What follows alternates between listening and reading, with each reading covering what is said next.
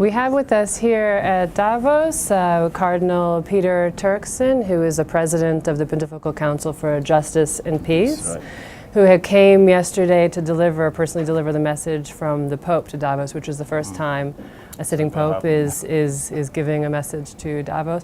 What was the Pope's message, and how can you summarize it? No, essentially it was to greet all the participants, especially Professor Schwab, to thank him for his invitation, and then to just wish the economic community that is gathered over here a certain amount of an inclusive sense in their business. So basically it's like to develop an inclusive economics, inclusive sense of business, so that nobody gets left out and so that everybody is also taken care of. It's interesting that the Pope would decide to launch that message, given that a couple of months ago, his exhortation against or highlighting the potential dangers of the free market system created quite a splash, particularly in a place like the US, where some people took umbrage at it. You're sort of coming into the den of the lion here, lion's den here. How do you feel being here? No, it's our office is used to that, because in 2008, right after the financial crisis, we decided, to come up with a small, having heard that the G8 was going to be meeting in Cannes, in France, we decided to come up with a small booklet. Okay, we titled Reforming the Financial System, in the light of world political authority or anything like that. And that also drew, was commended and well received in several quarters. But from one or two quarters in the United States, it got a certain amount of bashing. Some put it down and said, this is coming from an insignificant office in the Vatican.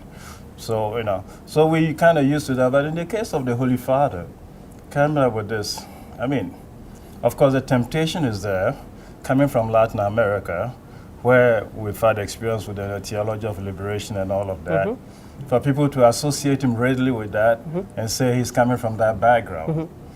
But interesting thing is that he had to deal with clergy who were in the theology of liberation and actually considered a conservative in that sense, that he wasn't coming along. So do you think the Pope is a Marxist, as some people no, have said in the I think US? far from it. Far from especially from this experience, and as the Archbishop in Buenos Aires in Argentina, it's far from being. But asking an industry or business to be careful about some blind spots that is developing, it's not, doesn't merit, being classified as a Marxist or anything like that. I think, and that kind of caution is something that every human activity, requires. Every now and then somebody to draw attention to some blind spot that you develop and that you're not, taking care of. It's a very normal thing. So Marxist, I think, is far. It's a bit. How do you feel being here? You're a bit of a fish out of water? No, this is my second time here in Davos. So, we're not really fish out of water, because for some years now, already since 65 or 67, right after the Second Vatican Council, the Church decided to set up our office, the Pontifical Council of Justice and Peace, basically because they thought that it should be and maintain a constant dialogue with the world of humanity, with every business and enterprise that it has. Great. Thank you very much.